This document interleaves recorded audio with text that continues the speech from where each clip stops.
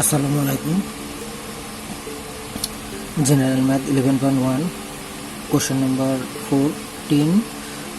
এখানে দেওয়া আছে if x divided by b plus c equal y divided by c plus a equal z divided by a plus b, prove that a divided by y plus z minus x equal b divided by z plus x minus y equal c divided by x plus y minus z। এখানে প্রথমে যে ভ্যালুটা দেওয়া ছিল এটার সমান একটা value ধরে নেব, যেমন x divided b plus c equal y divided c plus a equal z divided a plus b equal k. Let আমরা এটা ধরে নেব। এখন যখন এটা ধরে নেওয়ার পরে আমাদের প্রতিটা ভ্যালু থেকে কে এর ভ্যালু আমরা বের করে নিতে পারবো। তাহলে we get x equal k into b plus c, y equal k into c plus a, z equal k into a plus b। ঠিক আছে, এখন আমরা আমাদের যে ভ্যালুটা সেটা আমরা লিখে নিই।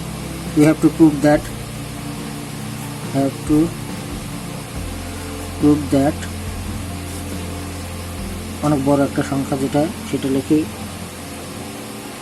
k divided by y plus z minus x equal b divided by z plus x minus y equal c divided by x plus y minus z। ঠিক আছে, তাহলে এখানে ফার্স্ট রেশিও সমান a divided by y plus z minus x। তাহলে এখানে আমাদের যে রেশিওটা আছে, রেশিওর মধ্যে আমাদের যে ভ্যালুটা সেটা বসাই দেই, যে আমাদের এখানে যে ভ্যালু আমরা এক্স ওয়াই জেড এর যে ভ্যালু পেয়েছি, এক্স ওয়াই জেড এর যে ভ্যালু এখানে আমরা এগুলো বসাই দেব। ওয়াই এর ভ্যালু কি আছে? ওয়াই এর ভ্যালু আছে কে ইন্টু সি প্লাস এ প্লাস জেড এর ভ্যালু আছে হচ্ছে কে ইন্টু এ প্লাস বি,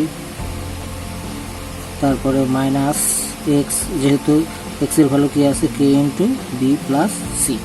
ঠিক আছে, এখান থেকে আমরা যদি ক্যালকুলেশন করি কেটাকে কমন নিই, কে কমন নিলে কি আসে সি প্লাস এ প্লাস এ প্লাস বি মাইনাস সি। তাহলে বি কেটে গেল, সি কেটে গেল, বাঁচল কি শুধু কে ইন্টু 2a।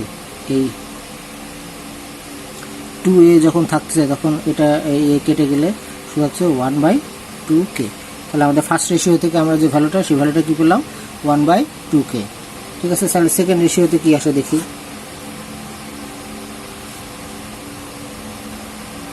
সেকেন্ড রেশিও হচ্ছে আমাদের কত, b divided by z plus x minus y. ভ্যালুগুলো বসাই দিই আবার। b ডিভাইড বাই z এর ভ্যালু হচ্ছে k into a plus b, x এর ভ্যালু হচ্ছে k into b plus c, আর মাইনাস ওয়াই যেহেতু ওয়াই এর ভ্যালু হবে k into c plus a. Same again এখানে যদি আমরা মাইনাস কমন নিই, k কমন নিই, তাহলে কি হয় b divided a plus b, তো b plus b plus c minus a।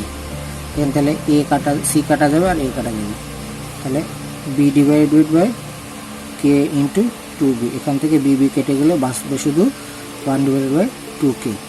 একইভাবে আমরা যদি থার্ড রেশিও দেখি, থার্ড রেশিওতেও সেম একই জিনিস আসবে।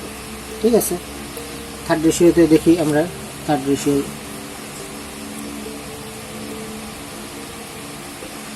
রেশিওতে কি ছিল,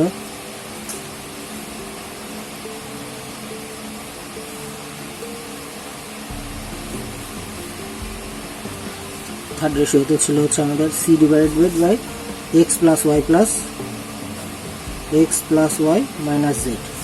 ঠিক আছে, তাহলে c ডিভাইডেড বাই x এর ভ্যালু হচ্ছে আমাদের কত k into b plus c plus y এর ভ্যালু হচ্ছে k into c plus a minus z এর ভ্যালু হচ্ছে k into a plus b।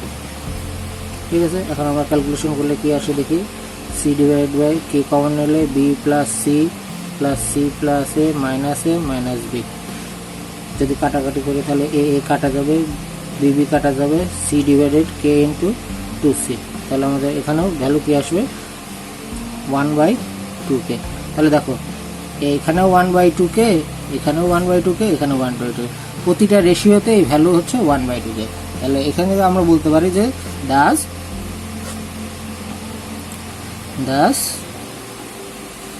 a divided by y plus z minus x equal b divided by z plus x minus y equal c divided by x plus y minus z proof. ঠিক আছে, আশা করি বুঝতে পেরেছো। প্রথমে just আমরা একটা value ধরে নিছি, যে আমাদের গিভেন ভ্যালু দেওয়া ছিল, গিভেন ভ্যালুটা থেকে আমরা একটা কনস্ট্যান্ট ধরে নিছি, ধরে নেওয়ার পরে ওই ভ্যালুগুলো আমরা যখন প্রতিটা রেশিওতে সাবমিট করছি তখন আমাদের রেজাল্ট চলে আসছে। ধন্যবাদ।